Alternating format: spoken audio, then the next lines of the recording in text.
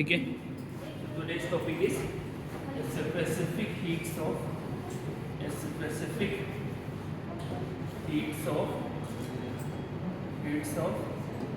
Monoatomic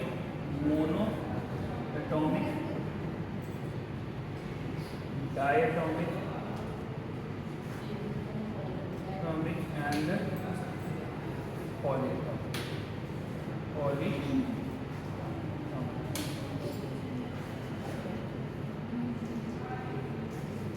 सबके degree of freedom आपको पता है, डिग्री ऑफ फ्रीडम पता है ना आपको, ठीक है। चलिए मोनोएटॉमिक के लिए मोनोएटॉमिक, ठीक है, तो कितना हो गया 3, ठीक है। डायटॉमिक का हो गया 5, ठीक है। ट्राइटॉमिक में 2 हो जाएंगे, ट्राइटॉमिक एक तो हो गया, ठीक है। लीनियर के लिए कितना होगा, लीनियर 7, ठीक है। और नॉन लीनियर, अच्छा नॉन लीनियर लिख लीजिएगा, नॉन लीनियर 6, हाँ नॉन लीनियर 6 कल चेंज करा था ना, ठीक है। नॉन लीनियर कितना 6, ठीक है। लीनियर प्लीज लीनियर, हाँ 9 मोल वो जुड़ेगा जब आप देखेंगे उसमें वाइब्रेशनल वाला बताएंगे ना, तो वो 9 जुड़ेगा, अभी छोड़ दीजिए, ठीक है। तो लीनियर 7, नॉन लीनियर कितना हो जाएगा 6 हो जाएगा।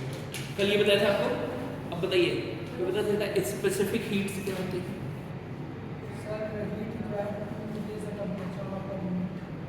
ठीक है, unit mass by unit degree Celsius, ठीक है। ये केल्विन जो भी है, मतलब हमको डिफरेंस यूनिटी ही होनी चाहिए। डिफरेंस कितना होना चाहिए, यूनिटी ही होनी चाहिए, ठीक है। तो देखिए आपको बताया था, ठीक है, एक और, ठीक है। अब देखिए स्पेसिफिक हीट 2 तरीके की भी हम लिखते हैं, स्पेसिफिक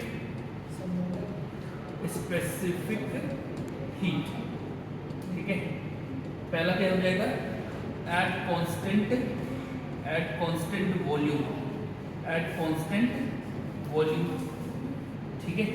दूसरा स्पेसिफिक हीट एट कांस्टेंट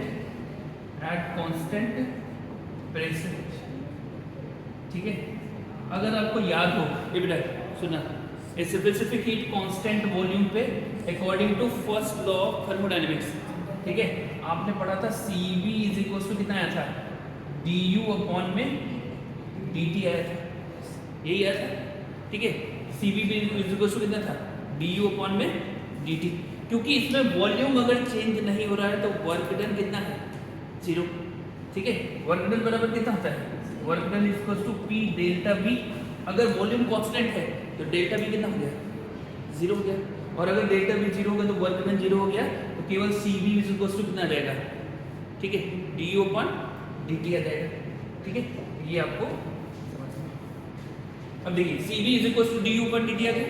अच्छा कल हमने बात की कि U इज इक्वल टू कितना आएगा, मतलब कि एनर्जी, ठीक है। मोनोएटॉमिक गैस के लिए अगर हम बात करें तो 3/2 kBT, ठीक है।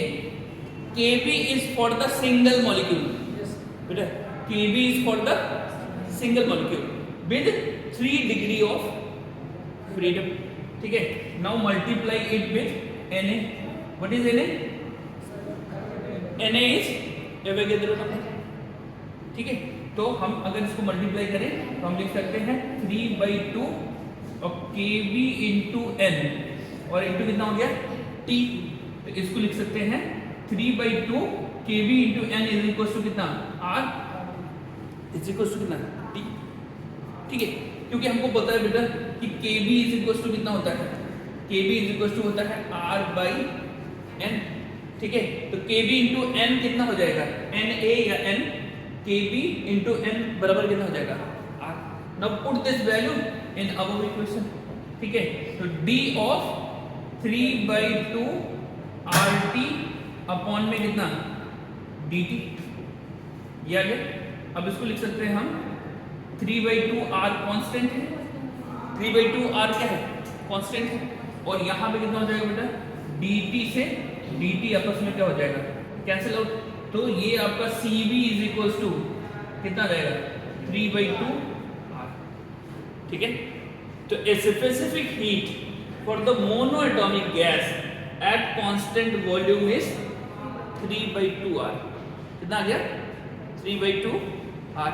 अब आ जाइए इस पे, एक आपने कांस्टेंट प्रेशर पे पढ़ा था, आपको याद है? Cp, ठीक है, is equal to Cb plus R, या Cp minus Cb is equal to कितना पड़ा था?